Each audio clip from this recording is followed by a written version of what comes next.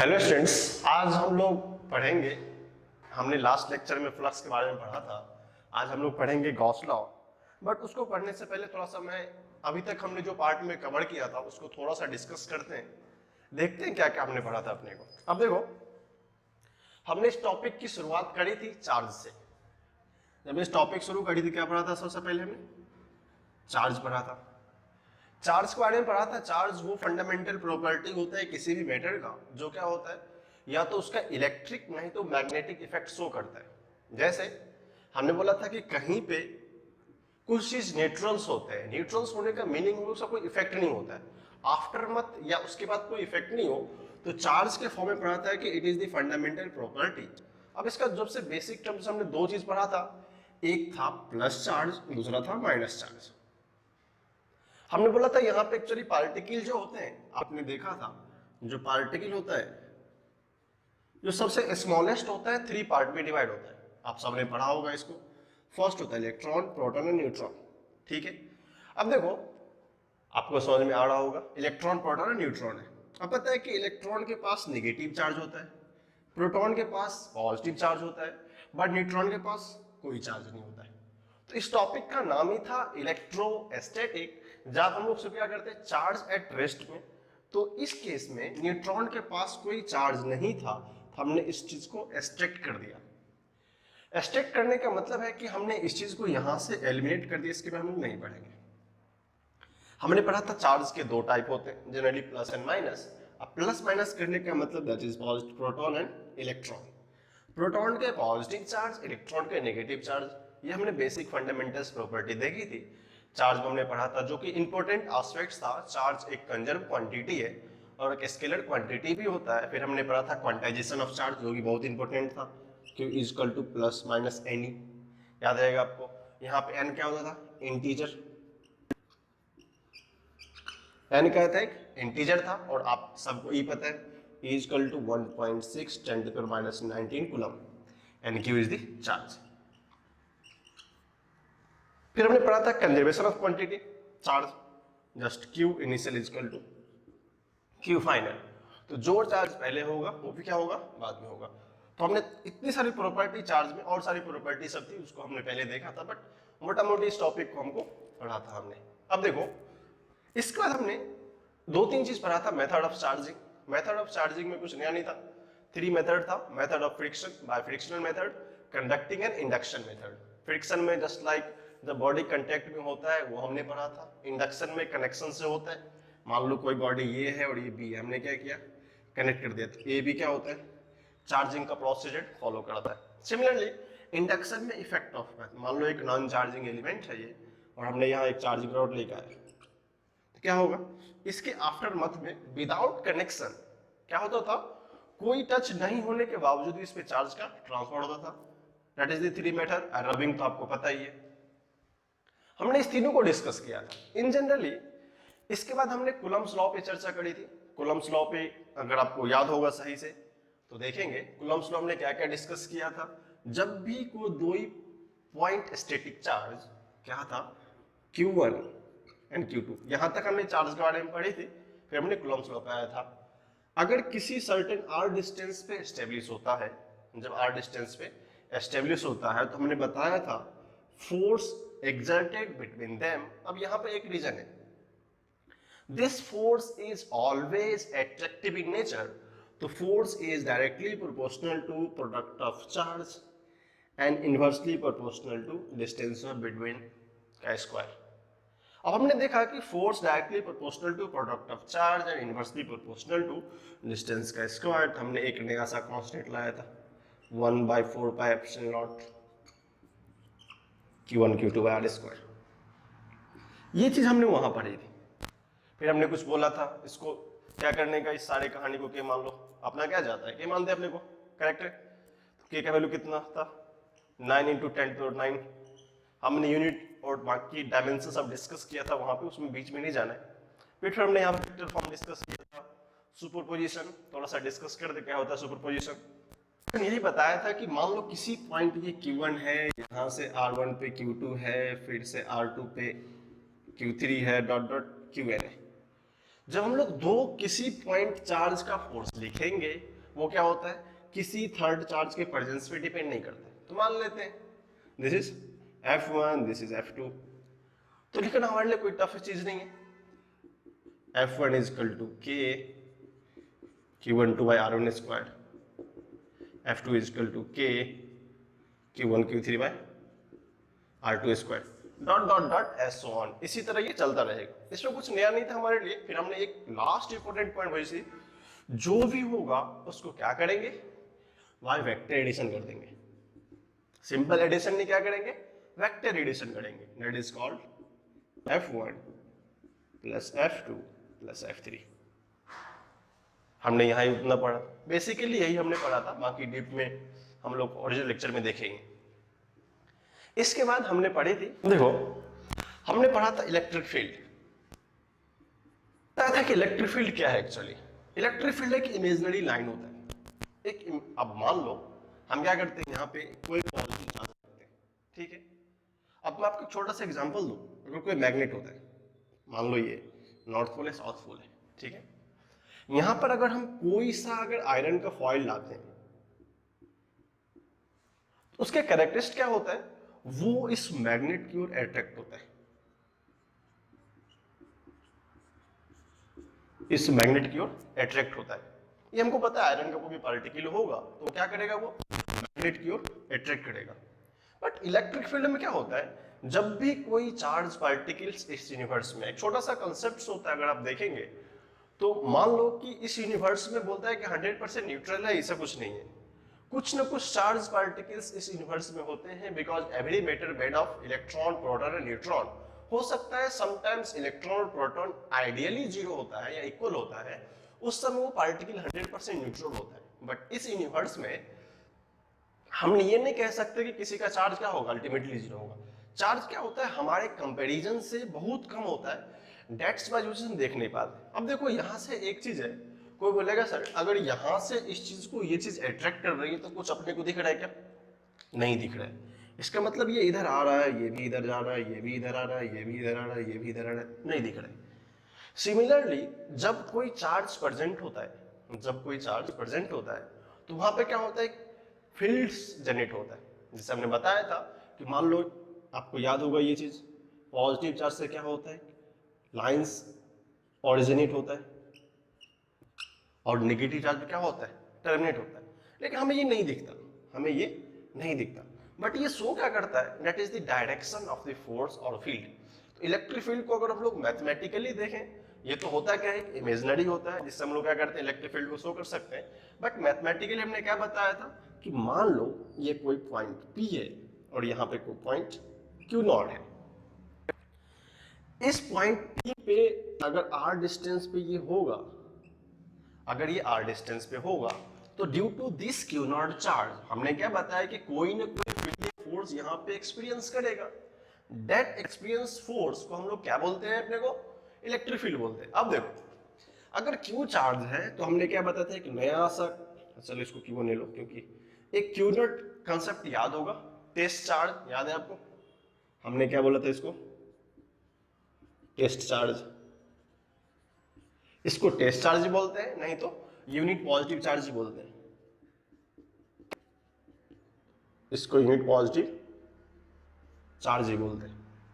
अब क्या है, अगर इसको मैथमेटिकली डिफाइन करना था, मैंने बोला था इलेक्ट्रिक फील्ड, अभी हम लोग वेक्टर की बात नहीं करते, वेक्टर में डिस्कस किया है। इलेक्ट्रिक फील्ड होता है फोर्स बाय टेस्ट चार्ज। क्या होता है, फोर्स बाय टेस्ट चार्ज। हम लोग क्या, सबसे पहले टेस्ट चार्ज ऑलवेज पॉजिटिव होगा, ये भी पॉजिटिव है तो क्या होगा, रिपल्सन होगा। तो force at point P K Q1 Q0 by R square. अगर इसको यहाँ पुट कर सकते हैं, K Q1 Q0 by R square into Q0 क्या हो जाएगा, कैंसिल आउट हो जाएगा, क्या होगा, K Q1 bye R square. वहां पढ़ा था, बाकी डीप में यहाँ नहीं देखते। तो electric field E equal to F by Q naught, नहीं तो F equal to E into Q naught. Electric field का ढेर सारा एप्लीकेशन देखा था, क्या क्या करते हैं।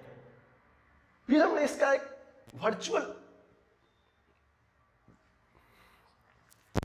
हमने इसका एक वर्चुअल एप्लीकेशन देखा था जिसका नाम था electric lines of force. Electric lines of force हमने क्या बताया था, किसी भी लाइन की डायरेक्शन में अगर किसी पॉइंट पे अगर हमने टेंजेंट को ड्रॉ किया, अगर किसी पॉइंट पे टेंजेंट को ड्रॉ किया तो क्या होता था, वो पॉइंट उस पर्टिकुलर पॉइंट के इलेक्ट्रिक फील्ड के डायरेक्शन को शो करता था। अब देखो, हमको पता है कि इमेजिनरी चीज है, बट इमेजिनरी चीज को भी ड्रॉ करने के लिए हमने एक नया सा कंसेप्ट को देखा जिसमें इलेक्ट्रिक लाइंस ऑफ फोर्स था। इलेक्ट्रिक लाइंस ऑफ फोर्स वो इमेजिनरी लाइन होता है जो क्या करता है, किसी भी पॉइंट पे इलेक्ट्रिक फील्ड के डायरेक्शन को बताता है। अब देखो, अगर किसी भी पॉइंट के इलेक्ट्रिक फील्ड के डायरेक्शन को कैसे बताता है, कैसा भी डायरेक्शन हो, जस्ट उसके किसी एक पॉइंट पे टेंजेंट ड्रॉ करेंगे, उस टेंजेंट को ड्रॉ करने के बाद आपको क्या मिल जाएगा, डायरेक्शन ऑफ इलेक्ट्रिक फील्ड मिल जाएगा, या उसको फोर्स बोलते हैं, नेम अलग अलग होते हैं, बाकी कहानी एक ही है। इसका दूसरा नाम इलेक्ट्रिक फील्ड इंटेंसिटी भी है, इसका दूसरा नाम क्या है, electric field intensity, EFI, that is called electric field intensity. फिर हमने इसी के साथ, ये हमने डीप में पढ़ा था, मैं थोड़ा सा रिकैप करवा दे रहा हूं आपको। हमने इसकी प्रॉपर्टी भी पढ़ी थी, ये एक दूसरे को इंटरसेक्ट नहीं करता है, क्लोज लूप फॉर्म नहीं करता है, टेंजेंट इसका डायरेक्शन बताता है, सब अपने को पता है। फिर हमने पढ़ा था इलेक्ट्रिक फ्लक्स, क्या था, फाई से रिप्रेजेंट करते हैं, क्या याद है सबको, क्लोज इंटीग्रल E.ds, सब बोलेगा this is the close integral E electric field, ds is the area vector, सबको याद होगा। अगर ऐसा कुछ एरिया है दैट इज ds, अगर इलेक्ट्रिक फील्ड ये है, अगर ये थीटा है तो लिख सकते हैं ds वेक्टर। आपको बोलेगा सर नया वेक्टर, मैं इसको ऑलरेडी डिस्कस कर चुका हूँ लास्ट लेक्चर में जब पढ़ाया था इसको। तो क्या होगा, phi is equal to EDS cos theta close integral. इस पर हमने बहुत सारे क्वेश्चन भी करे थे, कुछ नया कंसेप्ट नहीं है, ठीक है। ये हमने फ्लक्स तक डील किया था, इसमें बहुत सारा कंसेप्ट था। फ्लक्स में क्या होता है, थोड़ा सा फ्लक्स को डिस्कस करें। फ्लक्स होता है क्या था एक्चुअली, मान लो किसी पर्टिकुलर क्रॉस सेक्शन एरिया से जितना लाइंस ऑफ फिट्स क्रॉस कर जाएगा, जैसे मान लो मैं क्या करता हूँ, एक ऐसा क्रॉस सेक्शन एरिया बनाता हूँ, मतलब एक ऐसा क्रॉस सेक्शन एरिया है जिसका एरिया वेक्टर ए दिया हुआ मान लेते हैं। अब इस पर्टिकुलर लाइन से ये इतने सारे लाइंस ऑफ फोर्स जा रहे हैं। अब इसको अब हम लोग बोलेंगे सर काउंटिंग भी कर सकते हैं, 1 2 3 4 5 6 बोल लेते हैं, 5 होगा। अगर बोल भी दे 5 होगा तो किस सेंस में, बट इन मैथमेटिकली अगर इलेक्ट्रिक फील्ड ये इधर को जा रहा था तो इस पर्टिकुलर क्रॉस सेक्शन एरिया से कितना electric fields of line inter करके निकल गया, कितना इलेक्ट्रिक फील्ड्स ऑफ लाइन इस पर्टिकुलर क्रॉस सेक्शन में इंटर करके निकल गया, वो अपने को बताना था। वही चीज क्या होता था, फ्लक्स होता था, जिसको हमने डिस्कस किया था क्लोज इंटीग्रल ऑफ EF/ds। उस पर हमने लास्ट में क्वेश्चन भी करी थी। मेन एस्पेक्ट होता है, आप बोलोगे सर अभी बताने का रीजन क्या है, तो अभी तक हमने जितना भी टॉपिक पढ़े थे इससे पहले, गॉस लॉ से पहले, गॉस लॉ उसका एक नया फॉर्म होगा, इसका एप्लीकेशन इलेक्ट्रिक फील्ड का एप्लीकेशन, कूलम्ब्स लॉ का एप्लीकेशन, फ्लक्स का एप्लीकेशन, सारा चीज का एप्लीकेशन हम लोग गॉस लॉ में देखेंगे। इसलिए हमने लिटिल बिट हर एक चीज को एक्सप्लेन करने की कोशिश करी है। आप इसको अच्छे से देखेंगे, आपने इस लेक्चर को पहले भी देखा है जो कि आपको अच्छे से पता चला होगा। इसको बताने का मतलब था कि यहाँ पर कुछ भी कंटेनेंट जोन्स होंगे जहां पे आपको दिखेंगे कि क्या क्या रिक्वायर्ड्स होते हैं, वहां पर फ्लक्स कैसे आता है, इलेक्ट्रिक फील्ड कैसे कैलकुलेट करते हैं, बाकी इस चीज को हमने डीप में बताया है, ठीक है। तो हम लोग क्या करते हैं, अब हम शुरू करते हैं गॉस लॉ, जिसका हम लोग एप्लीकेशन देखेंगे। उस एप्लीकेशन में सारा कुछ यही आएगा। गॉस लॉ जब पढ़ेंगे उसमें जितना टर्म हमने अभी आपको डिस्कस किया, ऑलमोस्ट सब के सब चीज को डिस्कस कर दिया है, उसको देखेंगे, फिर हम लोग क्या करेंगे, गॉस लॉ पढ़ेंगे। चलिए देखिए, तो हम लोग शुरू कर रहे हैं, नेक्स्ट टॉपिक जो हमारा है वो है गॉस लॉ। अब मेन एप्लीकेशन ये होता है कि हम लोग गॉस लॉ पढ़ते क्यों, ये तो स्टेटमेंट दिया है, बट थोड़ा सा हम लोग डिस्कस करते हैं अपार्ट फ्रॉम स्टेटमेंट। मान लो हमने अभी कितना कुछ पढ़ा था, जितना भी चीज पढ़ा हर किसी में क्या पढ़ा था, एक पॉइंट चार्ज है Q1 Q2, अगर ये r डिस्टेंस पे प्लेस्ड है तो हमने यहाँ पे क्या क्या निकाला, इसका फोर्स निकाला, फिर इसका फील्ड निकाला। अब देखा कि ठीक है, अगर आर डिस्टेंस से प्लेस्ड है तो हमने एक आइडेंटिकल क्रॉस सेक्शन एरिया ले लिया लाइक दैट। अब क्रॉस सेक्शन एरिया का मीनिंग है कि इसका रेडियस कुछ आर हमने रखा है जो हमको पहले से पता है।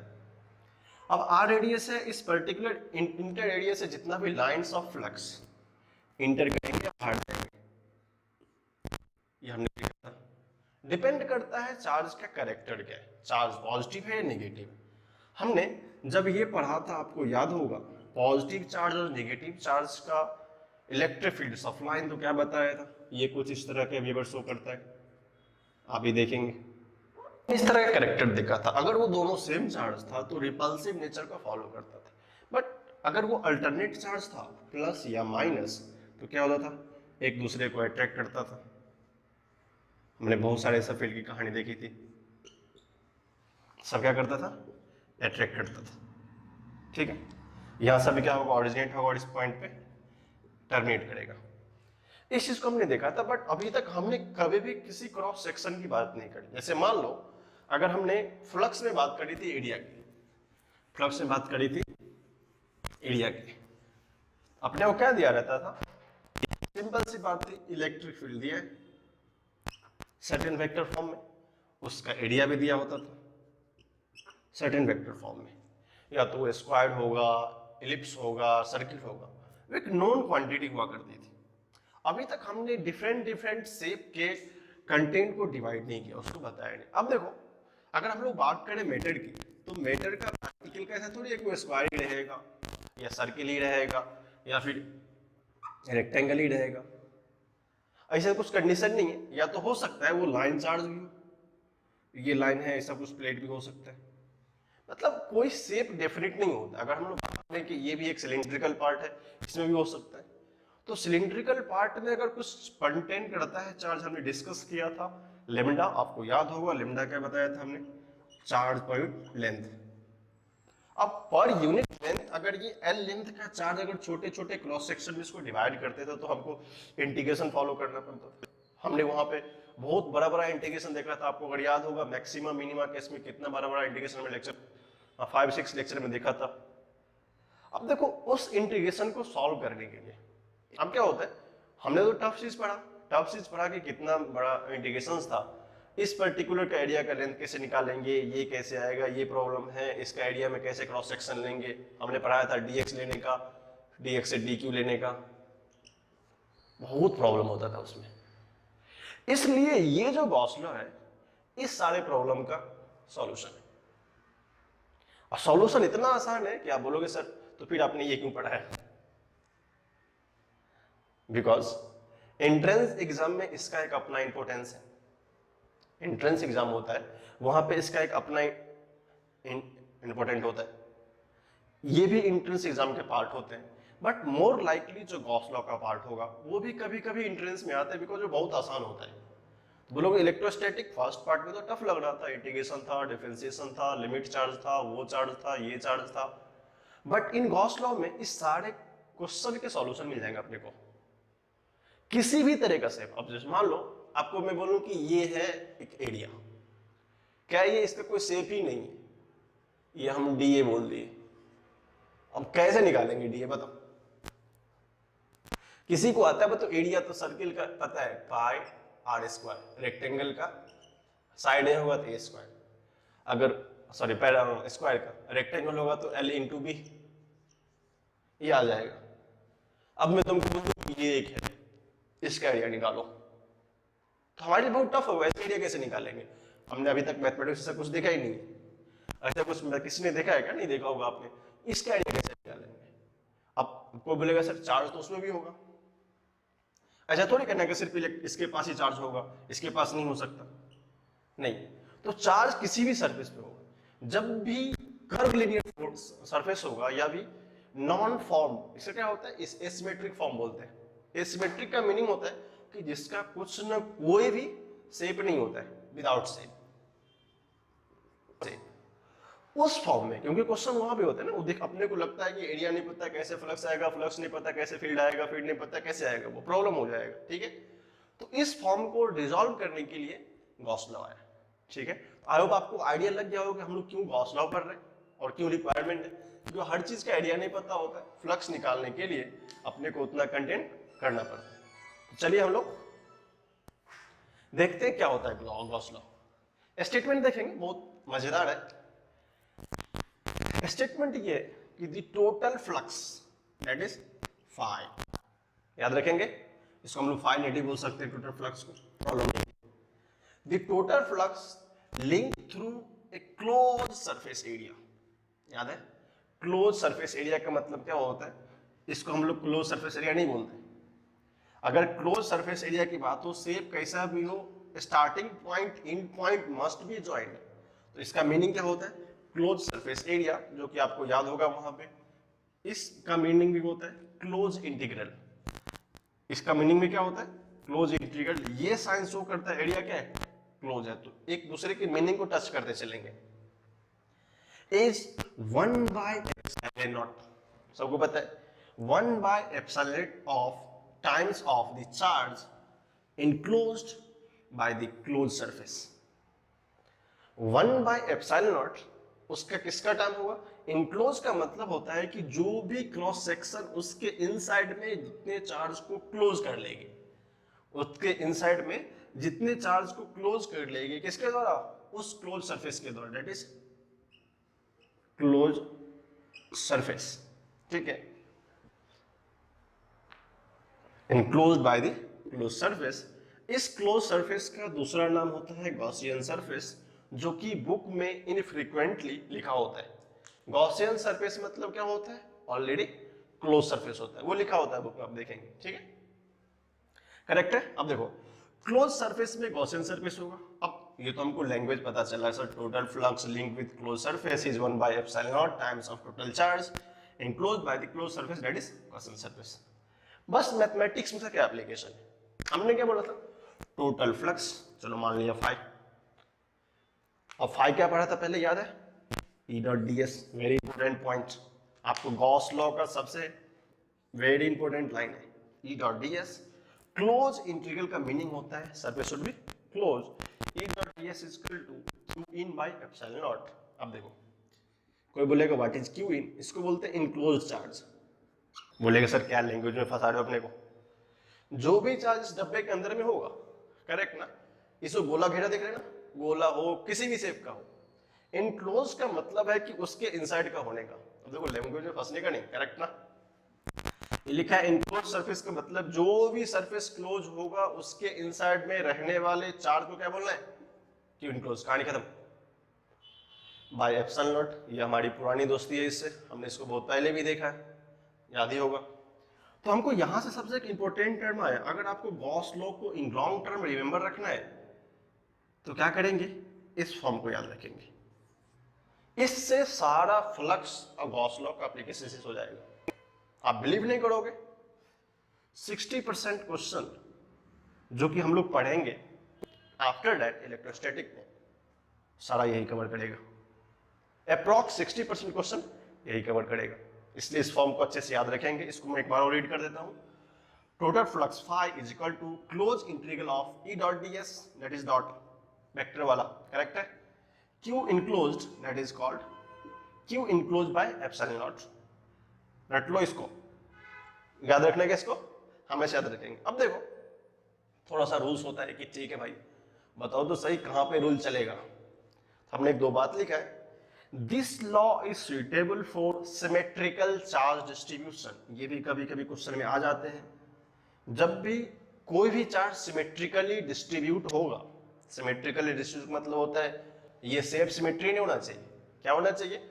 डिस्ट्रीब्यूशन सिमेट्री होना चाहिए। जैसे आपको एक एग्जांपल देता हूं, देखो ये है एक लाइन, दो चार्ज इधर है, दो चार्ज इधर है, इसको ऐसे बढ़ा दो, इसको ऐसे बढ़ा दो, एक शेप बन गया।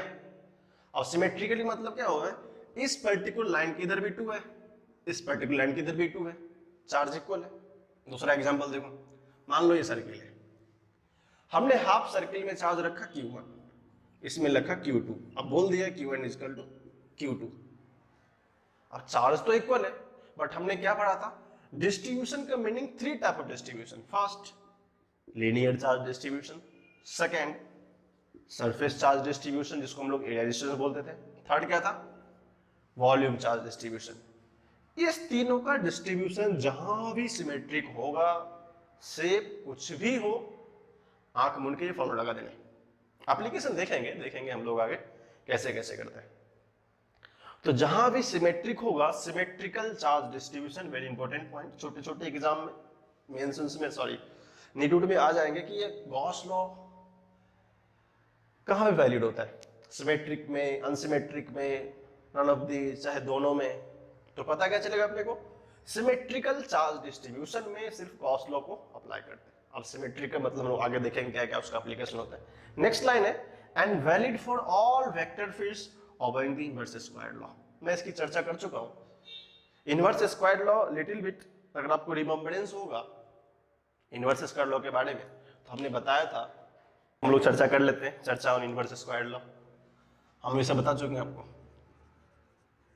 Like and valid for all vector fields, जो भी हो सबके लिए, किसके लिए, जो भी इनवर्स स्क्वायर्ड लॉ को फॉलो करेगा, फील्ड हो, फोर्स हो, ये सब के लिए क्या है, वैलिड है। यहाँ पे फील्ड इसलिए लिखा है क्योंकि फील्ड और फोर्स में क्या होता है हम लोग कंटिन्यू कर सकते हैं। थोड़ा सा हम डिस्कस करते हैं इनवर्स स्क्वायर्ड लॉ क्या होता है। अब देखो, जनरली दो तीन टाइप के फोर्स को मैं डिस्कस करूंगा। अब देखेंगे सबसे पहले एक ग्रेविटेशनल फोर्स होता है, एफ ग्रेविटेशनल। आप सबको पता है, 9th में पढ़ के आए, प्रोडक्ट ऑफ मास होता है, और ये भी पता है ये इनवर्सली प्रोपोर्शनल टू 1/स्क्वायर होता है, ठीक है। Similarly F electrostatic, product of charge होता है, 1/r होता है। एक्चुअली इसका कहना यही है कि गॉस लॉ वहां तक में सबके लिए वैलिड होगा जो कोई भी फोर्स हो उसका इनवर्स स्क्वायर लॉ का मीनिंग है F directly proportional to 1/r² का फॉर्म जो भी फोर्स फॉलो करेगा। याद रखेंगे, वेरी इंपॉर्टेंट स्टेटमेंट है। क्या है, एफ डायरेक्टली कोई भी फोर्स हो, any force, F any force, वो डायरेक्टली प्रोपोर्शनल टू 1/r² और इनवर्सली प्रोपोर्शनल टू r², इसको ऐसे ही बोल सकते हैं, जो इस लॉ को फॉलो करेगा, चाहे इलेक्ट्रिक फोर्स हो, मैग्नेटिक हो, ग्रेविटेशनल हो, चाहे न्यूक्लियर फोर्स, कुछ भी फोर्स आ जाए, क्या हो, कुछ भी फोर्स आ जाए, अगर वो इस तरह का रूल्स फॉलो करेगा, वहां पे गॉस थ्योरम एप्लीकेबल होगा। इंपॉर्टेंट पॉइंट है, वहां पे क्या होगा, गॉस थ्योरम एप्लीकेबल होगा। तो आपको थोड़ा सा ब्रीफ आइडिया मिल गया होगा about inverse law. Inverse square law का मीनिंग यही होता है। इसको सबसे पहले हेनरी कैवेंडिश एक साइंटिस्ट था जिसने डिस्कस करके बताया था, ठीक है। इसको लिख, हम लोग कुछ ऑब्जर्वेशन निकालते हैं। ऑब्जर्वेशन इसके रिगार्डिंग है कि important points regarding Gauss law. कभी कभी एग्जाम में छोटे मोटे क्वेश्चंस होते हैं, जैसे मेंस में होता है कभी कभी, which of the statement is correct, is not correct, तो छोटा छोटा क्वेश्चन पूछता है। हम लोग हर एक प्रॉपर्टी को डिस्कस करते हैं by the in presence of Gauss law. देखो, अपनी फर्स्ट प्रॉपर्टी है flux through Gaussian surface is independent. मतलब होता है, जैसे हमने अभी पढ़ा था, अगर आपको इस स्टैंडर्ड कंडीशन को ध्यान में रखें, phi is equal to Q enclosed by epsilon naught, वो यहां पे तो आता है ई डॉट ds की कहानी, बट अगर गॉस लॉ का एप्लीकेशन देखा जाए तो हम लोग इस टर्म को तो अभी बात ही नहीं कर रहे। बोला था क्या था, फ्लक्स क्या होता है उसके शेप पे डिपेंड ही नहीं करता। अब देखो, अगर ये फ्लक्स है, ये इसकी कहानी है, तो क्यू इन कोई भी शेप, जस्ट उसके इनसाइड का चार्ज देखना है bye epsilon not, this is not dependence on. आपको बोलेगा सर यहाँ तो शेप की बात आ रही है, ds कैसे होगा। हम लोग यहाँ पे इलेक्ट्रिक फील्ड की बात नहीं कर रहे हैं, किसकी बात कर रहे हैं, flux through the Gaussian surface is independent of its shape. Very important point, कभी कभी आपको छोटे मोटे क्वेश्चंस आ जाया करते हैं। नेक्स्ट है, it only depends on charge present और इनसाइड इट। ये भी इंपॉर्टेंट लाइन है।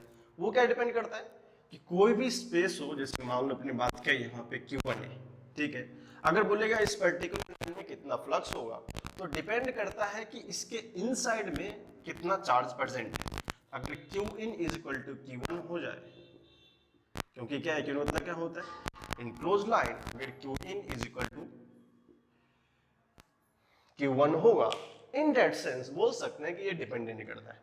किस पे डिपेंड करता है, सिर्फ इनसाइड जो चार्ज प्रेजेंट है उस पर करता है, जो कि हमने यहाँ एप्लीकेशन से देखा। थर्ड है फाई, जो कि फ्लक्स है, is independent of position of charge inside it. अब ये डिपेंड नहीं करता है कि यहाँ पे चार्ज है कि यहाँ पे चार्ज है कि यहाँ पे, उसके पोजीशन पे भी क्या होता है, ये इंडिपेंडेंट रहता है। टर्म बहुत छोटे छोटे हैं, बट एग्जाम का क्या कहना, कैसे भी आ सकते हैं क्वेश्चन। छोटे छोटे क्वेश्चन कभी बच्चे लोग को फंसा लेते हैं, करेक्ट है। तो क्या होता है, चार्ज का पोजीशन इनसाइड द फील्ड कुछ भी हो, उसका कोई फर्क नहीं पड़ता। नेक्स्ट है fourth property, electric fields of line या इलेक्ट्रिक फील्ड इंटेंसिटी या इलेक्ट्रिक फील्ड जो भी बोलो, at the Gaussian surface is due to all other charges presented. अब देखो यहाँ एक नया सा कंसेप्ट आ गया, बोला कि इलेक्ट्रिक लाइंस ऑफ फोर्स या इलेक्ट्रिक लाइन जो है वो गॉसियन सरफेस पे, तो मान लो हमने एक गॉसियन सरफेस ड्रॉ किया जिसका चार्ज Q है, इसके पॉइंट ऑफ इलेक्ट्रिक फील्ड में अगर हमने Q को पॉजिटिव लिया तो क्या होगा, ये इस तरह का होगा, सबको याद है। अगर Q पॉजिटिव होगा तो ऐसा कुछ फील्ड होगा। वो क्या करता है, अंदर के चार्ज पर तो डिपेंड करता ही है, बट बाहर के चार्ज पे भी डिपेंड करता है। क्यों, तो हमको बेसिक सी प्रॉपर्टी है, जहां भी चार्ज होगा, अभी हमने फोर्स की बात नहीं करी है, जहां भी चार्ज होगा वहां क्या होगा, फोर्स होगा, या तो वो इनसाइड हो नहीं तो आउटसाइड हो। ऐसा थोड़ी है कि जो इस गॉसियन सरफेस के आउटसाइड आने पे चार्ज की कुछ प्रॉपर्टी नहीं होती, उसका कुछ वैल्यू नहीं होता। वैल्यू होता है, बट रूल्स क्या है कि जो भी प्रेजेंट या तो इनसाइड हो या आउटसाइड हो, उस कहानी पे इलेक्ट्रिक फील्ड कोई फर्क नहीं पड़ने वाला है। तो उस सरफेस पे, जो कि हम अगर इसको सरफेस मान लें, हमको पता है कि ये फील्ड इधर जा रही है, इसका मतलब उधर कोई तो होगा, हो सकता है इन्फिनिटी पे नेगेटिव चार्ज हो, अंदर थोड़ी है वो जो चीज जाएगा, करेक्ट है ना। तो यहां से कोई चार्ज जाएगी, इट मींस दैट कि वो या तो इनसाइड हो या आउटसाइड हो, दोनों चार्ज पे डिपेंड करता है कि वो फील्ड का डायरेक्शन क्या होगा। तो ये थोड़ा सा अलग रूल था, बाकी आप सबके लिए आसान था ये तीनों। इस तीन में देखेंगे electric field inside as well as outside पे भी डिपेंड करता है। आप इस प्रॉपर्टी को अच्छे से लिखिए, फिर हम लोग नेक्स्ट प्रॉपर्टी को देखते हैं। हमारा नेक्स्ट प्रॉपर्टी थोड़ा सा इंपॉर्टेंट प्रॉपर्टी है, उसको अच्छे से देखेंगे, क्योंकि वो सब प्रॉपर्टी जो था थोड़ा आसान था, हमें रिमेंबर करना था। इसको अच्छे से समझेंगे, बिल्कुल टेंशन नहीं लेने का, आसान आसान है। मैं बोल रहा हूँ थोड़ा सा अच्छा है, इसका मतलब टफ नहीं होगा, आसान नहीं होगा। देखो आसान भारी कुछ नहीं होता है, अगर हम लोग अच्छे से करें तो सब आसानी होता है। हम लोग फ्री का सोच लेते हैं टफ है आसान। अब देखो लिखा है, in a close surface incoming flux, what is the meaning of that, phi incoming. आयन मतलब क्या होता है, in a close surface incoming flux is taken as negative, term पे ध्यान देंगे, and outgoing that is flux is taken as positive. Sir समझ में नहीं आया, चलो नहीं आया तो देखते हैं। हमने क्या पढ़ा था फ्लक्स के बारे में, मान लेते हैं कोई भी क्रॉस सेक्शन एरिया होगा, मान लो हमारा ये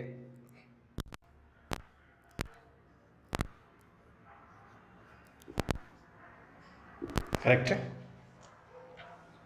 ये एक शेप है, आप सबको पता है केविकल शेप है, अपने को पता है कि इसका इलेक्ट्रिक फील्ड का डायरेक्शन इधर है। अच्छे से देखेंगे इसको, ठीक है, इधर भी जा रही है। मैं कोई और भी शेप ले सकता था, तो एज्यूम कर लो इसका एरिया कुछ होगा।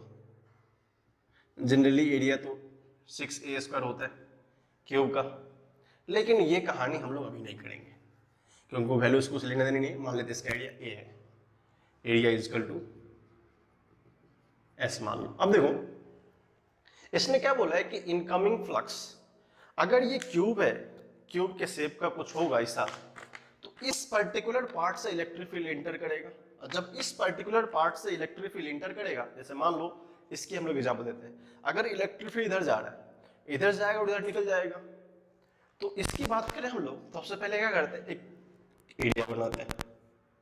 दिस इज द एरिया जहां से क्या हो रहा है, इलेक्ट्रिक फील्ड इंटर कर रहा है। चलो गुड, इलेक्ट्रिक फील्ड इंटर कर रहा है, बाहर निकल गया। हमने यही तो पढ़ा था, फ्लक्स में क्या होता है, किसी भी पर्टिकुलर क्रॉस सेक्शन से जितना फील्ड्स ऑफ लाइन क्रॉस कर जाए वही फ्लक्स होता है। अब देखो, अब क्या बताया था, अगर ये सरफेस था हमारा, इलेक्ट्रिक फील्ड इधर जाने वाला, तो हमने क्या बोला था, area vector always perpendicular surface होता है ना। चलो ये क्या हो जाएगा, this is the area vector S, this is electric field vector. कोई बोलेगा सर नहीं मानता कि नेगेटिव होता है, चलो तुमको मानना कि बोलते देख लेते हैं हम लोग। हमने क्या पढ़ा था, flux is equal to close integral तो है ये ई डॉट डी एस।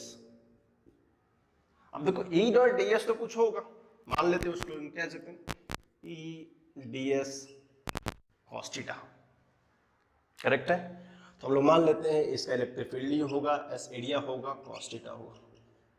अब कहानी आती है दो वेक्टर का डॉट ऑलवेज स्केलर होता है, बट सर अब बताना है अपने को, क्या करके बताना है, इलेक्ट्रिक फील्ड और एरिया वेक्टर का एंगल कितना है। बोलेगा सर ये रहा हमारा इलेक्ट्रिक फील्ड, ये रहा हमारा एरिया वेक्टर, अब आप ही बता दो। तो यहां से यहां क्या दिख रहा है अपने को, पाई दिख रहा है, चलो काम खत्म है। जब पाई दिख रहा है तो ये एंगल कितना हो गया 180। जब थीटा इज इक्वल टू 180 तो हमको क्या पढ़ा है, theta is equal to pi, theta is equal to 180, तो क्या लिखना अपने को ई एस कॉस 180। जब ई एस कॉस 180 होगा तो हमको पता है कॉस 180 क्या होता है, माइनस ऑफ ई एस। तो ये बात तो पता चला, ये तो पता चल गया कि अगर ये इन है ना इंटर करने वाला, अगर ये फ्लक्स इन होगा तो फ्लक्स इन में तो एक माइनस आ गया भाई। तो जो मेरा कहना था यहाँ पे कि जिस भी क्लोज सरफेस में फ्लक्स इंटर करेगा वो नेगेटिव लेंगे। बोलेगा सर आपकी बात नहीं मानता, मैं क्यों लूंगा नेगेटिव, मुझे करके बताओ। तो देखा मैंने phi in is taken as negative, correct है, इसको साथ साथ लिखेंगे। अब देखो हम लोग क्या करते हैं, थोड़ा सा फाई आउट का शॉर्ट फॉर्म में कर लेते हैं, उसमें टेंशन नहीं है। मान लो अगर हम लोग इस छोटे से प्लेस में फाई आउट की बात करें कि जो आउट बाहर जाएगा, एरिया तो वही रहेगा जनरली। अब क्या है, इलेक्ट्रिक फील्ड इधर है। अब क्या था ये, अगर ये सरफेस था इसका आउट करने का एरिया इधर, एरिया वेक्टर इधर, फील्ड वेक्टर भी इधर, चलो इसका एरिया वेक्टर भी इधर है और फील्ड वेक्टर भी इधर ही है। हमको क्या पता है, theta is equal to 0 degree. तो फिर से phi out is equal to close integral of EDS, इसको लिखना चाहे, अब क्लोज तो है ही, उसको लिख देते हैं ई डी एस कॉस थीटा। तो थीटा इज इक्वल टू 0 पे क्या होता है 1 होता है, तो यहां से क्या आ गया, तो प्लस आ गया। This is phi out. हमको तब कंफ्यूजन नहीं होना चाहिए कि हमने क्यों इसको पॉजिटिव लिया और क्यों नेगेटिव लिया। सो एवरीथिंग का एक एस्पेक्ट होता है, अगर आपको कंक्रीट एविडेंस मिल जाए कि हम मानने तो पड़ेगा ही भाई, नहीं मानेंगे तो कैसे चलेगा। तो पहले आप फर्स्ट प्रॉपर्टी को लिखेंगे, उसके एक्सप्रेशन में आप लिख लेंगे कि इन लॉन्ग टर्म आपको रिमेंबर रहे। ये मैं किसी भी एरिया के लिए कर सकता हूँ, तो टाइम को बर्बाद करते हुए ना हम लोग आगे चलते हैं, इसको देख लेंगे अच्छे से किसमें नेगेटिव किसमें पॉजिटिव होता है। अब देखो नेक्स्ट है कि इन गॉसियन सरफेस अगर फाई 0 हो, इसका मतलब it does not imply that electric field is 0। ये नहीं कह सकते अगर फाई 0 हो तो ये हम कतई नहीं कह सकते कि इलेक्ट्रिक फील्ड क्या होगा 0 होगा। बट इफ इलेक्ट्रिक फील्ड 0 है तो श्योरली कह सकते हैं फाई क्या होगा 0 होगा। बोलेगा सर क्या ऊपर का नीचे नीचे का और बता रहे हो, इलेक्ट्रिक फील्ड 0 तो ये 0 नहीं 0 तो क्या फंसा रहे हो, नया देखते हैं। हर एक चीज का एविडेंस होता है। फिजिक्स इतना इंटरेस्टिंग सब्जेक्ट है ना, हम लोग अच्छे से अगर देखें तो लॉन्ग टर्म में अच्छा लगता है। देखो नहीं वही मैं इसको मिटाता हूं, इसको लिख लेंगे अच्छे से। अब देखो मैं इसको थोड़ा एक्सप्लेन करता हूं। Is equal to close integral of E dot D S is equal to, ये तो अपने को याद ही होना चाहिए, जबान पे रटा हुआ होना चाहिए कि ये फ्लक्स होता है। अब देखो लॉजिक इसने क्या दिया, अगर फाई को 0 कर दो तो ये मस्ट इलेक्ट्रिक फील्ड 0 नहीं होगा। मैं कंडीशन बताता हूं, अगर हमने फाई 0 किया, क्या रीजन है कि इलेक्ट्रिक फील्ड 0 नहीं होगा, अब मान लो। लेकिन अगर इलेक्ट्रिक फील्ड 0 करे तो इस मस्ट बी 0। कोई बोलेगा कि सर एक ही कंडीशन है जहां पे, हम बोलेगा सर एक कंडीशन तो है, अगर इलेक्ट्रिक फील्ड को भी 0 कर दें तो क्या होगा फाई 0 हो जाएगा। ये रिवर्स कंडीशन है, बट इसको 0 होने के बाद से क्या कहानी है, तो मैं थोड़ा आपको अच्छे से करके दिखाता हूं। अगर फाई 0 हो गया तो क्या होगा, E D S cos theta is equal to 0। Correct है?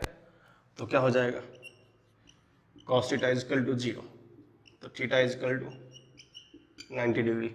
ये तो यहाँ पे भी हो रहा है ना, अगर थीटा की वैल्यू 90 डिग्री हो जाए फिर भी ये 0 हो रहा है, तो ये कुछ कहना उल्टा नहीं बनता ना, कि अगर थीटा की वैल्यू 90 होने में भी इलेक्ट्रिक फील्ड और का डीएस वेक्टर का डॉट क्या है, 0 है, बट ये 0 होने के बाद ये 0 डोंट से, ऐसा नहीं कह सकते, बिकॉज यहां से हमने 0 करने के बाद एक नया सा कंसेप्ट आ गया, थीटा 90 होगा फिर भी 0 होगा, खुद 0 होगा फिर भी 0 होगा। तो आपको पता है कि ना x का दो वैल्यू नहीं हो सकता एक पॉइंट पे, या तो एक वैल्यू के लिए थीटा के 0 के लिए 0 होना चाहिए या 90 के लिए 0 होना चाहिए। बताओ किसको 0 करना है, ये इनवैलिड्स है। जो फर्स्ट पॉइंट था कि इन गॉसियन सरफेस अगर फाई 0 हो, फाई 0 होने का मतलब क्या होता है, चलो लॉगिन देखते हैं, यहाँ पे आ जाओ, ये तो 0 0 क्या होगा, चार्ज ही नहीं रहेगा। जब चार्ज ही नहीं रहेगा तो भाई तुझसे फेल नहीं रहेगा तो चार्ज कहां से आएगा, ठीक है ना। तो ये इस लॉज में भी पॉसिबल नहीं होता है, लेकिन अगर फाई 0 होता है तो ये नहीं कह सकते इलेक्ट्रिक फील्ड क्या होगा, 0 होगा। क्यों? क्योंकि अगर दोनों 90 एंगल पे आ जाए तो अपने आप फ्लक्स 0 हो जाता है, जो कि एक अलग कंडीशन है। लेकिन नेक्स्ट क्या था, अगर इलेक्ट्रिक फील्ड को 0 कर दे, सेंटेंस बहुत इंपॉर्टेंट है, लोग बोलेगा सर अरे इसमें क्या सर, आपने इधर 0 कर दिया इधर 0 कर दिया, बात तो बराबर ही है। बट आप सेंटेंस को अच्छे से देखेंगे, फर्स्ट कंडीशन में इसको माना है अगर फाई 0 होगा तो इलेक्ट्रिक फील्ड 0 हो सकता है, चांस ही नहीं है। थीटा 0 होने के लिए 0 हो रहा है, क्योंकि थीटा कितना है, 90 है, एक नई सी कहानी बन जाती है, दैट्स व्हाई जो करेक्ट नहीं है। लेकिन सेकंड बोला है अगर इस टर्म को हम 0 कर दे तो दिस मस्ट बी 0। अब देखो इलेक्ट्रिक चार्ज फोर्स सारा प्रेजेंस ऑफ इलेक्ट्रिक फील्ड ही आता है, करेक्ट है ना। अगर इलेक्ट्रिक फील्ड ही नहीं रहेगा क्या आएगा, ये तो गया 0, तो ये टर्म 5 क्या होगा, 0 ही होगा। उसमें कुछ नया ऑब्जर्वेशन नहीं था, बट रिमेंबर रखेंगे कि किस तरह का लाइन कैसे अप्लाई होता है, नहीं तो बहुत सारे लोग फंस जाते हैं, उल्टा उल्टा लिख के आ जाते हैं। कंडीशन फर्स्ट, फिर से मैं बोल देता हूं, फाई 0 होगा इसका कहते ही मतलब नहीं है कि इलेक्ट्रिक फील्ड 0 होगा, करेक्ट है। बट अगर इलेक्ट्रिक फील्ड 0 होगा तो इसका 100% गारंटी है कि फाई भी क्या होगा, 0 होगा। हमने एक्सप्लेनेशन करके देखा है, इस दोनों एक्सप्लेनेशन को अच्छे से लिख लीजिए, फिर हम लोग नेक्स्ट प्रॉपर्टी को देखते हैं। अब देखिए नेक्स्ट प्रॉपर्टी है, इसको भी अच्छे से देखें, थोड़ा क्या बोला आसानी है, मान लो ना, देखो इफ ए क्लोज्ड बॉडी लिखा गया है, कोई भी क्लोज्ड बॉडी या enclose area not enclosing any charge, इसका मतलब क्या होता है, जो भी अंदर का चार्ज कुछ भी नहीं होगा इसमें, 0 होगा, is placed in electric field, भले वो इलेक्ट्रिक फील्ड में प्रेजेंट होगा, आइदर वो इलेक्ट्रिक फील्ड यूनिफॉर्म हो या नॉन यूनिफॉर्म हो, टोटल फ्लक्स जो होगा फाई वो क्या होगा, 0। चलो देखते हैं एग्जाम्पल, हमने दो एग्जाम्पल लिखा, this is A this is B. ये एक नॉन यूनिफॉर्म इलेक्ट्रिक फील्ड है, कैसे ड्रॉ कर सकते हो। अब देखो एक चार्ज Q1 इधर है, दूसरा चार्ज Q2 इधर है। अगर हम लोग यहाँ पे फ्लक्स की बात करें तो फाई क्या बताया था आपने, phi on A Q enclose by epsilon naught. क्या इस पर्टिकुलर क्लोज एरिया में कोई चार्ज है, नहीं, फ्लक्स 0, सिंपल था ना, कुछ नया लॉजिक नहीं है। अगर इस पर्टिकुलर क्लोज्ड पार्ट के इनसाइड में कोई भी चार्ज नहीं होगा, फ्लक्स 0। इधर देखो this is uniform electric field, क्या है ये, यूनिफॉर्म इलेक्ट्रिक फील्ड। फाई क्या बताया था, Q enclose by epsilon not, ये हमारा एरिया है। बताओ कहीं पे दिख रहा है तुमको चार्ज, नो चार्ज, 0 फ्लक्स। तो यहां से क्या समझ में, भले वो इलेक्ट्रिक फील्ड में प्रेजेंट होगा, यहाँ पे Q1 Q2 Q3 अवेलेबल है, कुछ नया कहानी नहीं है इसमें, हमको जो सुनानी है मैंने आपको सुनाई है, करेक्ट है।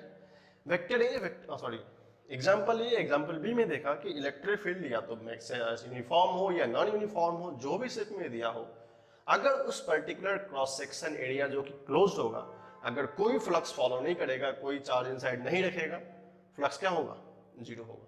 तो याद रखेंगे, इस प्रॉपर्टी को अच्छे से लिखिए, फिर हम लोग नेक्स्ट प्रॉपर्टी देखते हैं। नेक्स्ट प्रॉपर्टी नंबर 8 है, if a closed body enclose a charge Q, not Q1, Q, that total flux हम लोग निकाल सकते हैं, phi net is equal to Q enclose by epsilon naught. हमने कुछ एग्जांपल रखे, हमको कुछ नया नहीं है, मैं जा रहा जितना प्रॉपर्टी पढ़ा हूं सबको एप्लीकेशन करेंगे। जैसे मान लो अगर इसकी बात करें, फाई ऑफ ए क्या पढ़ा था आपने, Q enclose by epsilon not. देखो कितना चार्ज दिया है, कहानी खत्म, डन। सिमिलरली क्या है, स्फीयर है, 5b is equal to epsilon naught, कितना चार्ज है, खत्म। अब इसके लिए वो कितना सा क्रॉस सेक्शन dx dq, कितना प्रॉब्लम था, बट कितना आसानी से देखो 5c is equal to q enclose by epsilon naught, खत्म। सिमिलरली यहाँ पे एक चार्ज है inside of q, 5d is equal to q by epsilon naught. तो कितना आसान बताता है। अब देखो मैं थोड़ा सा प्रॉपर्टी बोला था क्या, शेप पे तो डिपेंड ही नहीं करता, सेम है सबका, शेप डिफरेंट बट फ्लक्स क्या है, सॉरी शेप डिफरेंट फ्लक्स क्या है, सबका सेम ही है। तो क्या पता चला, फ्लक्स शेप पे डिपेंड नहीं करता। नेक्स्ट पोजीशन, देखो ये यहाँ पे है, ये यहाँ पे है, ये यहाँ पे है, ये यहाँ पे, डिफरेंट स्ट्रक्चर में डिफरेंट प्लेस पे रखा हुआ है charge, does not depends on them.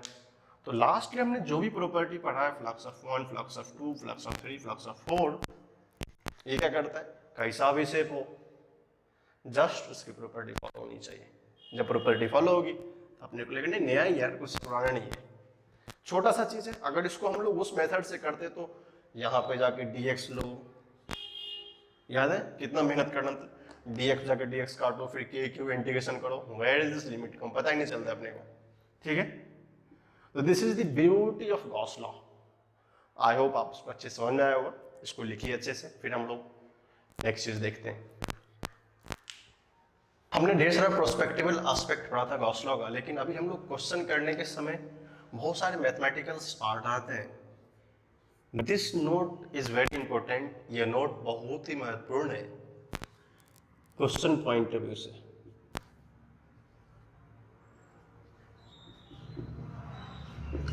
ये नोट बहुत इंपॉर्टेंट है किसके लिए, क्वेश्चन पॉइंट ऑफ व्यू से। हमने बोला था, आपको याद है, Gauss law is valid for symmetrical systems.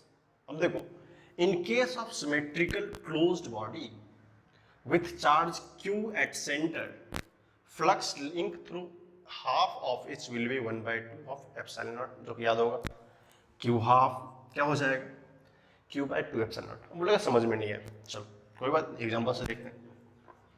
मान लो अभी हमने पढ़ा था flux is equal to close integral of E dot D S, हम लोग इसको क्या पढ़ा था हमने, Q इनक्लोज बाय एप्सिलॉन। देखो कोई भी सिमेट्रिकल ऑब्जेक्ट होगा, ठीक है, उसका फ्लक्स कितना होगा। अभी हम लोग क्या करते हैं, तीन एस्पेक्ट बनाते हैं, फर्स्ट कॉम्बिनेशन इसके साथ, सेकंड कॉम्बिनेशन इसके साथ। आपने पढ़ा होगा, थोड़ा सा आसानी याद है आपको, अगर A B के बराबर है, B C के बराबर है, याद है लॉ ऑफ थर्मोडायनामिक्स में पढ़ा था हमने, जीरोथ लॉ, तो क्या होगा, C इक्वल टू A होगा। यहाँ कहानी यही है, मान लो हमारा A फ्लक्स है, B फील्ड है एंड C ये है। अगर A B के बराबर है, B C के बराबर है, तो A C के बराबर होगा। ये बोल सकते हैं A C के बराबर हो तो B C के बराबर होगा। तो मान लेते हैं यहाँ से A अगर C के बराबर है एंड A B के बराबर है तो B इक्वल टू C होगा। ये हमारे लिए ज़्यादा पैटर्न लेवल रहेगा, करेक्ट है ना। थोड़ा सा लॉजिक है, आप इसको अच्छे से देखेंगे तो आपको पता चलेगा क्या करना चाहते हैं। सबसे पहले क्या करते हैं, इसके फर्स्ट पार्ट को डील करते हैं। इस पार्ट को भी हम लोग रखते हैं रिजर्व में कि देखेंगे ऐसा होता क्यों। हम लोग यहाँ एग्जांपल से ड्रॉ करते हैं। मान लो एक स्फीयर है, हम लोग लेने के लिए एक स्क्वायर भी ले सकते थे, करेक्ट है। पहले क्या करते हैं, स्फीयर है, इसके सेंटर पर एक क्यू चार्ज हमने रख दिया है, ठीक है। बोलेगा कि यहां से कितना फ्लक्स आएगा। अब देखो अगर ये कंप्लीट स्फीयर होता, इसका एरिया कितना होता, मान लेते ये होता कंप्लीट स्फीयर का एरिया, मान लेंगे लोग कितना होगा, ए होता, करेक्ट है। लेकिन क्या ये हाफ स्फीयर है तो एरिया कितना होगा, a/2 होगा। इसमें तो किसी को प्रॉब्लम नहीं है, ठीक है। अगर हम लोग मान ले एरिया वेक्टर भी इधर ही है और इलेक्ट्रिक फील्ड भी इधर ही है, this is area vector, this is electric field. अगर थीटा 0 डिग्री है, थीटा कितना है 0 डिग्री है, तो फ्लक्स क्या पढ़ा आपने, E इंटू एस, कॉस 0 1 होता है, उसको हम लोग नहीं देखेंगे। तो क्या पढ़ा हमने, E इंटू a/2। अगर ये कंप्लीट सरफेस का फ्लक्स होता तो क्या होता, E इंटू ए होता, अगर इसे हाफ हो गया तो फ्लक्स कितना हो गया, इसका हाफ हो गया। तो मान लो अगर ये φ1 है तो फाई ऑफ हाफ कितना हो गया, φ1/2 हो गया, बिकॉज कि कंप्लीट का फ्लक्स कितना E इंटू ए था।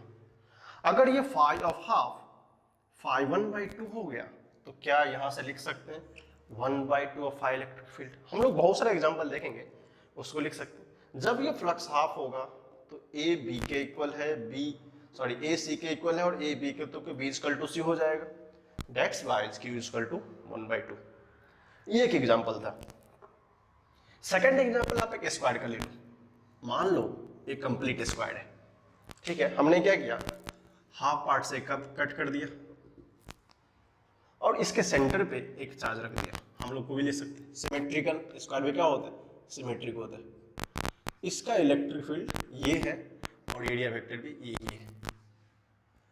एरिया वेक्टर यहाँ तो हमने क्या निकाला, S is equal to A/2, area is equal to A/2 because half था। Similarly flux is equal to A/2, फिर से क्या होगा, φ2 इज इक्वल टू φ/2। अगर वो कंप्लीट होता तो φ इंटू E इंटू A होता, कंप्लीट नहीं क्या होगा A/2। तो जितने भी एग्जांपल्स आपको दिखेंगे in close surface with symmetrical things, उस हर एक एग्जांपल में यही होगा। इसलिए टेंशन नहीं लेना, जस्ट देखना कितने पार्ट्स से डिवाइड हुआ। ये हमने 2-3 एग्जांपल से करके देखा, इसको फिर से देखेंगे, डिवाइड करके देखेंगे तो पता चलेगा इस एग्जांपल में ऐसे क्या। आप जितने भी एग्जांपल्स आपको सिमेट्रिक दिखे, सर्किल हो, you can take circle also, circle ले लो, रेक्टेंगल ले लो, क्यूब ले लो, ये ले लो, जितना सब एग्जांपल वैलिड है, सिमेट्रिक होना चाहिए बस। रूल क्या है, सिमेट्रिक होना चाहिए। This is the property. Next है, इसी का एक्सटेंशन पार्ट है। मान लो कभी कभी क्या होता है, क्यूब के फेस बहुत होते हैं। If symmetrical closed body has an identical face, if symmetrical closed body has an identical face with point charge is at centre, ऊपर की कहानी है, फ्लक्स क्या होगा φ/n। अगर 2 पार्ट था तो φ/2 था, n होगा तो कितना होगा φ/n होगा। कुछ नया नहीं है, जस्ट अगर हमने 2 के लिए देखा, मान लो 6 है तो 5/6, 8 है 5/8, 10 है 5/10, 12 है 5/12। इसका एप्लीकेशन अभी आ गया है। तो हमारे लिए क्वेश्चन पॉइंट ऑफ व्यू से अगर क्वेश्चन को अंडरस्टैंडिंग क्लियर करना है एप्लीकेशन ऑफ गॉस लॉ में, तो गॉस लॉ का जो इन फ्यूचर एप्लीकेशन होगा, जिसको हम लोग इस कंसेप्ट को, अगर हम लोग इसका नॉलेज नहीं होगा इसका, तो हम लोग फंस जाएंगे। अगर सिंपल गॉस लॉ लगाने का मीनिंग है, ये इस कंसेप्ट को बताया गया है कि हम लोग, एक तो इतना शॉर्ट है ये, अगर शॉर्ट में थोड़ा सा आसान क्वेश्चन, क्या सोचते हो इतना आसान एग्जामिनेशन वाले दे देंगे क्या, नहीं देंगे। वो क्या करेंगे, थोड़ा सा डिफिकल्ट डालेंगे। बट आपको ये नॉलेज होना चाहिए। जो हमने लिखा φ/n, यहाँ से कैलकुलेट कर लेंगे फ्लक्स। अगर n इक्वल तो बाई n, 2 तो 2, 3 तो 3 एज इट इज। तो क्या करेंगे, अच्छे से इस दोनों प्रॉपर्टी को लिखिए, साथ में जो एग्जाम्पल हमने लिखा है इस एग्जाम्पल को समझने की कोशिश करें। इसको भी लिखें, इसको भी लिखें, बहुत सारे एग्जाम्पल का होगा, बहुत सारी चीज़ हम बाद में भी डिस्कस करेंगे जब क्वेश्चन की आएगी। इसको अच्छे से लिखिए, फिर हम लोग कुछ क्वेश्चन को डिस्कस करते हैं कि इतना सारा पढ़ने का मतलब क्या है। विदाउट क्वेश्चन कुछ कंप्लीट नहीं होता है, इसलिए पहले क्वेश्चन डिस्कस करेंगे, अब फिर हम लोग आगे चलेंगे। इसको अच्छे से लिखिए। एक्चुअली है क्वेश्चन बहुत आसान, लेकिन थोड़ा सा फास्ट क्वेश्चन है तो हम लोग अच्छे से देखेंगे। बहुत एग्जाम्पल अच्छा है, जिसको अगर प्रॉब्लम होगा कि अभी भी इसी क्वेश्चन को समझ में आए कि इनक्लोज का मीनिंग क्या होता है।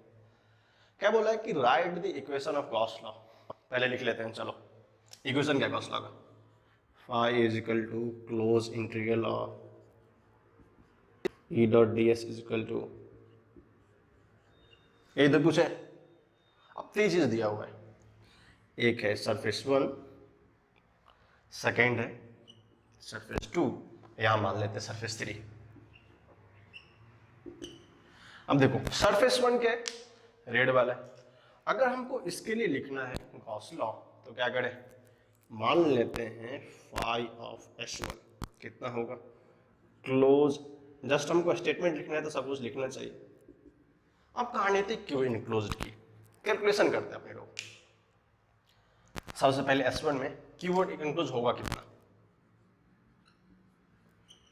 अब देखो क्यू इनक्लोज का मतलब होता है कि इस क्यू S1 सरफेस के इनसाइड में जितना भी चार्ज आएगा सबको क्या करना है, कंसीडर करना है। अगर हम लोग इस सरफेस को देख क्या आ रहा है, Q1 अंदर है, Q2 अंदर है, माइनस ऑफ Q3 अंदर है, तो यहाँ से कैसे निकालेंगे? Q enclose is equal to Q1 plus Q2 minus of Q3। कोई बोलेगा सर माइनस क्यों? Because charge is a scalar quantity, we can add it, 2 3 4 5 लिख सकते हैं, खत्म। तो क्या होगा? phi of S1 close integral of either ds is equal to Q1 plus Q2 minus Q3 by epsilon। बस यही लिखना था। कितना आसान है? चलो आसान है तो दूसरा करके दिखाओ। S2 कुछ नहीं है। अगर आपको एक लिखने आ गया, एक काम करेंगे आप लोग यहाँ पे, अगर आपको ये समझ में आ गया कैसे लिखते हैं, स्क्रीन को पॉज करेंगे, फिर खुद से S2 और S3 का सॉल्व करेंगे, फिर सॉल्यूशन देखेंगे। वैसे मैं तो बता ही दूंगा, आप देख लेंगे। फिर देखो, आई होप ईमानदारी से किया होगा तुम लोग, भरोसा तो कर ही लेता हूँ, ठीक है। S2 क्या पूछा है? Phi of S2 close integral of E of ds is equal to epsilon naught. चलो निकालो कितना है। एरिया देखो सबसे पहले क्या है, this is the cross section. क्या क्या रखा है? Minus of Q3 Q5 Q6, Q5 Q6 minus of Q3। अब कोई बिग डील नहीं है आपके लिए, बहुत आसान सा है। लेंगे phi of S2 is equal to Q5 plus Q6 minus Q3 by epsilon naught. अभी आपको मैं इंपॉर्टेंस बताऊंगा कि अगर कुछ डिफरेंट सरफेस में अगर आपको ये बोलता उसका फील्ड निकालो, कहाँ से एरिया कहाँ से फील्ड, कितना प्रॉब्लम होता। लेकिन गॉस लॉ कितना स्मार्ट बना दिया अपने को। अब देखो सिमिलरली थर्ड आपने किया होगा, S3 phi of S3 close integral of either ds epsilon naught. ढूंढो निकालो, ये हमारा एरिया है, कितना कितना चार्ज है, Q4 minus Q2 Q3 Q6, तो लिखते हैं Q2 plus Q6 minus Q3 minus Q4। बाकी कुछ नया नहीं है, बस आसान दे दिया, देखने में अच्छा लगे अपने को। Q2 plus Q6 minus Q3 minus Q4 by epsilon. छाप लो, देखते हैं आगे। फिर छोटा सा क्वेश्चन था, और आप 2015 या 16 में एक छोटा सा क्वेश्चन मेंस में आया था, जस्ट Q इनक्लोज बताना था, सेम कॉन्सेप्ट था। जैसे एरिया आप अगर प्रीवियस ईयर पलट के देखेंगे ना, तो आपको यहाँ से रेफरेंस में सॉल्व करने के लिए जेई मेंस का एक क्वेश्चन मिल जाएगा। मुझे तो एग्जैक्ट याद नहीं ईयर, बट 2014 टू 14-15 के बीच में कभी ये क्वेश्चन आया, हो सकता है एक दो साल आगे पीछे हो, बट वो डिफरेंस के लिए एक बार क्वेश्चन देख लेंगे आपसे बनता है कि नहीं। ये मेंस का क्वेश्चन था 2014-15 का। ये क्वेश्चन आते रहते हैं बहुत सारे एग्जाम में, मेंस में कभी कभी आता है, बट छोटे मोटे एग्जाम नीट हो गए, फिर स्टेट एग्जाम्स लाइक में सब आते रहते हैं, और इंपॉर्टेंट कंसेप्ट। इसको अच्छे से लिखो, फिर हम लोग नेक्स्ट क्वेश्चन देखते हैं।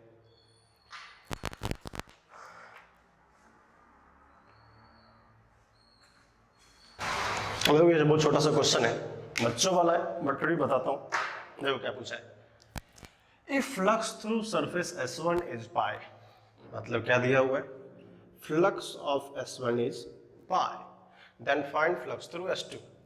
चलो कोई बात नहीं, सबसे पहले तो क्या करते हैं, flux through F1, phi of S1 क्या पढ़ा था अपने, Q enclose by pi naught, चलेगा। दैट मीन्स अगर ये Q दे क्या होता है, Q by epsilon is equal to pi. ये हमारा फर्स्ट इक्वेशन हो गया। वैसे लिखना जरूरी नहीं, बट लिख रहा हूँ। नेक्स्ट क्या पूछा है, flux through S2, flux through S2 is equal to क्या होगा। अब देखो एरिया क्या है, कुछ समय के लिए S1 को भूल जाओ। जब हम लोग बात करते हैं तो कुछ समय के लिए क्या करना है, S1 को भूल जाना है। देख के बताओ S2 के अंदर में कौन सा चार्ज बचा भाई, तो Q इनक्लोज भी तो S2 के अंदर में वही है, Q इनक्लोज भी क्या S2 के अंदर वही है। क्या होगा, phi of S2 Q by epsilon naught, वो किसके बराबर है, पाई के बराबर में, यूनिट लिख लेंगे आपको। अब एक बात यहां से फिर से प्रूफ होती है, भाई फ्लक्स एरिया पे डिपेंड करता ही नहीं, शेप कैसा हो, छोटा शेप हो बड़ा शेप हो, आगे पीछे किसी भी डिपेंड नहीं करता, ठीक है। तो पता flux of S two 5/5 into Q epsilon naught, इसका वैल्यू यहां से हमने यहाँ डाल दिया, फिर से क्या उसका सेम हो गया। तो जो भी एरिया हो इंडिपेंडेंट था, छोटा सा क्वेश्चन था बट समझने लायक, इसको अच्छे से लिखिए। फिर हम लोग नेक्स्ट क्वेश्चन देखते हैं। हमने लास्ट क्वेश्चन किया था, एक क्वेश्चन थोड़ा सा एनालिटिकल है, जस्ट सोच के बताना है। हमने क्वेश्चन क्या दिया, एक ये सरफेस है जिसको हम लोग आज से अगली बार लिखेंगे GS, मीन्स होता है गॉसियन सरफेस। ये Q1 कहीं पे रखा हुआ है, this is the point A, point B, point C, Q-3, Q2, this is Q1। क्या करना है, कमेंट करना है फाई एंड E पे। अब इसको रिलेशन को जानने के लिए हमको सबसे पहले क्या लिखना पड़ेगा, फाई पता है, closed integral of E dot ds is equal to epsilon naught, ठीक है। हम लोग क्या करते हैं, अगर ये यहां पे था, अगर ये यहां पे था, इन दैट केस फर्स्ट में अगर हम इसका फ्लक्स पूछें, फ्लक्स देखो, फ्लक्स देखो, अगर इस पॉइंट पे फ्लक्स होगा तो फाई क्या होगा, क्यू बाई एप्सिलॉन नॉट। क्यों, क्योंकि इस पर्टिकुलर क्रॉस सेक्शन के इनसाइड सिर्फ ये ही क्यू चार्ज है, तो ये हमको याद, ये हमारा रेफरेंस है। और इलेक्ट्रिक फील्ड, इलेक्ट्रिक फील्ड क्या है, अगर चार्ज बदलेगा तो इलेक्ट्रिक फील्ड बदलेगा नहीं, क्योंकि ये रिलेशन अवेलेबल है यहाँ पे। अब ऑब्जर्वेशन पे चलते हैं हम लोग। फर्स्ट ऑब्जर्वेशन है, if Q1 changes place to at Q, अब क्या दिया है कि अगर इस चीज को यहां से लाके यहां पे रख दे तो क्या कमेंट करेंगे, भाई साहब phi A is equal to phi, कोई चेंज ही नहीं होगा। क्यों, क्योंकि मैंने बताया था भाई साहब पोजीशन पे डिपेंड नहीं करता ना, कि जहां भी उस फील्ड में क्यू को यहां रखो, यहां रखो, यहां रखो, कोई फर्क नहीं पड़ने वाला है। तो फ्लक्स क्या होगा, no change, but electric field at point P, इस पॉइंट पे इलेक्ट्रिक फील्ड क्या होगा, वो तो हमको पता है कि हर एक कर्व के पॉइंट पे इलेक्ट्रिक फील्ड चेंज करेगा, because electric field is a vector quantity. इसके हर एक पॉइंट पे अगर टेंजेंट ड्रॉ करेंगे तो क्या है, इस पॉइंट पे कुछ और है, यहाँ पे टेंजेंट कुछ और है, यहाँ पे टेंजेंट कुछ और है, तो ऑलवेज क्या होगा, चेंज करेगा। ये हमारा फर्स्ट ऑब्जर्वेशन था। इसके रिस्पेक्ट में देखा, अगर इनसाइड था तो हमारा फ्लक्स था कि वो चेंज नहीं करा, but if Q2 placed at C, Q2 अगर किस कंडीशन में इसको उठा के यहाँ पे ले आओ, ये पॉइंट हमारा C था, अगर ये कोई Q2 था, क्या बोला है कि Q2 को उठा पे कहाँ पे लेके चले जाओ, इस C पे लेके चले जाओ, फिर क्या क्या फाई का फ्लक्स होने वाला भाई साहब देखो, इन केस ऑफ भी, अरे इसके बाहर कुछ भी हो जाए, भले वो मर जाए मिट जाए, कुछ होने वाला थोड़ी का, वो बाहर जाएगा तो कोई फर्क पड़ने वाला नहीं है, तो flux is same, no change. ये कमेंट्स है, ऐसे क्वेश्चन आते हैं generally, what about electric field, ये तो ऑलवेज चेंज करेगा, क्या करेगा, चेंज करेगा। अब देखिए, अब क्या बोला है, नेक्स्ट केस है, अगर Q2 को शिफ्ट कर दे A पे, अब बात बन गई हमारी, अगर Q2 अगर A पे आ जाएगा तो फ्लक्स का क्या होगा, flux of C is equal to Q enclosed by epsilon naught. What is the Q enclosed, Q1 plus Q2 by epsilon naught. इसका मीनिंग है इस केस में फ्लक्स क्या करेगा, इंक्रीज करेगा, बिकॉज Q1 भी पॉजिटिव, Q2 भी पॉजिटिव। बोलेगा क्यों, क्योंकि जब Q2 यहाँ आ गया तो इस पर्टिकुलर क्रॉस सेक्शन में आ गया इनसाइड, तो हम निकाल लेंगे QP QC and phi of P changes, क्योंकि electric field is a vector quantity, always changes. यहाँ पे भी कुछ और होगा, यहाँ पे कुछ और होगा। सिमिलरली नेक्स्ट देखते हैं, अगर Q3 प्लेस कर दे कहाँ पे, अब ये केस खत्म हो गया, अब क्या करना है, Q3 को यहाँ पे लेके आना है, yes good, phi of D is equal to Q enclosed by epsilon naught. What is Q enclosed, क्योंकि माइनस चार्ज है, -3 बाय एप्सिलॉन नॉट। ये क्या हो रहा है, डिक्रीज कर रहा है, बिकॉज क्या है, Q1 से कुछ घट गया, तो पहले क्या था Q1 बाय समथिंग, अब Q1 माइनस समथिंग है, इसका मतलब क्या करेंगे, डिक्रीज कर जाएगा, और इलेक्ट्रिक फील्ड ऑलवेज चेंजेस। चल आउट ऑब्जर्वेशन होते हैं, इस तरह क्वेश्चन कभी कभी स्टेटमेंट 1 स्टेटमेंट 2 पहले आता था मेंस एडवांस में, जहां हम लोग देखा करते थे। तो कभी कभी क्या होता है, सिंपल स्टेटमेंट टाइप पूछेंगे, ये स्टेटमेंट करेक्ट है, ये करेक्ट है, 5 इंक्रीज कर रहा है, 5 डिक्रीज कर रहा है, 5 सेम है। तो इस तरह का ऑब्जर्वेशन क्वेश्चंस हम निकाल सकते हैं। इस क्वेश्चन को अच्छे से लिखिए। फिर हम लोग इसका एक थोड़ा सा अच्छा क्वेश्चन देखते हैं। हमने एक पहले क्वेश्चन देखा ऑब्जर्वेबल क्वेश्चन, सेकंड ये थोड़ा सा चार्जिंग मिक्सिंग का कॉम्बिनेशन है, and third one is little more easy. Take it, देखो। अब देखो, कभी कभी अनयूजुअल क्वेश्चन आते हैं, एक नया टाइप का होता है। अब क्या बोला है, find the flux through 1/8 part of the sphere. देखो फ्लक्स निकालने को तो सिंपल सा कंडीशन था, अगर ये स्फीयर है, अगर ये स्फीयर है तो बोला क्या कि इसका 1/8 पार्ट हो, ऐसा क्या हो, 1/8 पार्ट हो, उस पर्टिकुलर पार्ट का फ्लक्स बताना है। अब देखो इसको निकालने के लिए सिंपल सा अगर हम लोग ऑब्जर्वेशन ट्राई करेंगे, क्योंकि उसमें कुछ डाटा दिया नहीं हुआ है। अगर ये कंप्लीट स्फीयर एस था, उसका क्या पूछा है, S/8 पार्ट में कितना फ्लक्स हो। इसका मतलब 5 of 1/8 is equal to what. अगर आपको याद होगा तो मैंने क्वेश्चन में बताया था कि अगर उसको n सिमेट्रिकल पार्ट में डिस्टिंग्विश कर सकते हैं, ब्रेक कर सकते हैं, तो फ्लक्स ऑफ, आपको याद होगा, flux of E/n is equal to Q/n enclose होता है, अगर वो सिमेट्रिक होता। If these are symmetrical, but क्या होगा, 1/8 होगा। अब देखो थोड़ा सा कंकेक्शंस हैं कि कैसे कैसे अप्लाई करना है। 1/8 पूछा है, हमको पता है कि कंप्लीट एंगल कितना होता है, 360 होता है। अगर 360 को 8 से डिवाइड करें तो क्या सबको यहां पे 45 डिग्री आता है, देखो तो सही। इसका मतलब अगर यहां से कोई क्रॉस सेक्शन हो जो कि 45 डिग्री का एंगल फॉलो करता हो, इस पार्ट से क्या बोला है, फ्लक्स कितना होगा निकाल के बताओ अपने को। इस पार्ट का फ्लक्स पूछा है, इसका मतलब ये 1/8 पार्ट तो होगा, क्या होगा, 1/8 पार्ट होगा। अब देखो इसको करने का बहुत सारा मेथड था। अगर मेंस की नॉलेज से देखो तो हम लोग क्या कर सकते थे, इसको मान लेते 5/1, इसको मान लेते 5/1। अगर ये सिमेट्रिक है, अगर ये सिमेट्रिक है तो क्या होगा, total n is equal to 8 part में डिवाइड होगा, n1 n2 n3 n4 8 होगा। अगर 1/8 पूछा है तो हमको क्या पता है, कंप्लीट स्फीयर का, इसका कंप्लीट का चार्ज मान लेते हैं Q होगा, कंप्लीट का चार्ज मान लेते हैं Q होगा।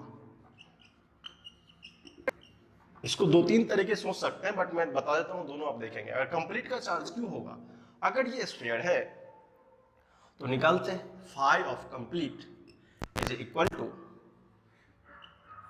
Q epsilon by this one, charge कितना है, Q एप्सिलॉन। हम क्या है, अगर मान लो हमने इसको 8 पार्ट में ब्रेक किया तो क्या होगा, Q1 plus Q2 plus Q3 plus Q8 is equal to, sorry 5/1 5/2 5/3 8/5 के बराबर होना चाहिए। बिकॉज अगर एक एरिया इक्वल है, इलेक्ट्रिक फील्ड इक्वल है, तो फ्लक्स क्या होगा, सेम होगा। बट यहां से कंडीशन क्या है, 5/1 is equal to 5/2 is equal to dot dot 5/8, this is the condition. और जब ये सब इक्वल होगा तो क्या लिख सकते हैं, 8 times of 5/1 is equal to 5। तो 5/1 कितना हो जाएगा, 5/8। हमको 5/1 ही तो पूछा है, what is 5/1, Q/8 epsilon not. ये मेथड भी आसान था, ये मेथड भी रिस्पेक्टिवली आसान था। अगर हमको ये फॉर्म याद है तो सोचना ही नहीं है। अगर फाई एक कंप्लीट है तो उसको क्या n पार्ट में डिवाइड कितना है, 8, तो 5 8/8 Q/8 क्या सेम आ गया, दिस इज द आंसर। या तो आप नहीं तो ये अप्लाई कर लो, नहीं तो ये अप्लाई कर लो। इन जनरली मेरा ये मानना है, जो बच्चे नीट के बच्चे बेटर आप ये प्रिफर करेंगे, जस्ट आप सिमेट्रिक देखेंगे और निकाल देंगे। But in case of JEE mains जो बच्चे मेंस और एडवांस के हैं, आप इस प्रोसेस पे कंसंट्रेट करेंगे। अब बोलोगे सर ये तो हमारे लिए आसान है ना, आप ये क्यों नहीं बता रहे? बट ये नीट में इस तरह क्वेश्चन आ जाते हैं, बट मेंस में ऐसे क्वेश्चन नहीं आते एज इट इज। बोले सर आंसर तो इक्वल है, नहीं वैसी बात नहीं होती है। मेंस में आपको ये ऑब्जर्वेशन क्लियर होना चाहिए कि 5-1 किधर हो रहा है, 5-2 किधर हो रहा है। That's why you can solve it 5/8। I hope आपको समझ में आया होगा। इसको अच्छे से लिखिए, फिर हम लोग नेक्स्ट क्वेश्चन देखते हैं। नया दिख रहा है आपको क्वेश्चन, क्या पूछा है? Flux through shaded region. अगर आप इसको देखेंगे तो आपको थोड़ा सा मैं इस डायग्राम से फेसअप करवाता हूं। कुछ ट्रायंगल का फॉर्म है जिसका अपना एक थिकनेस है, जिसका अपना एक है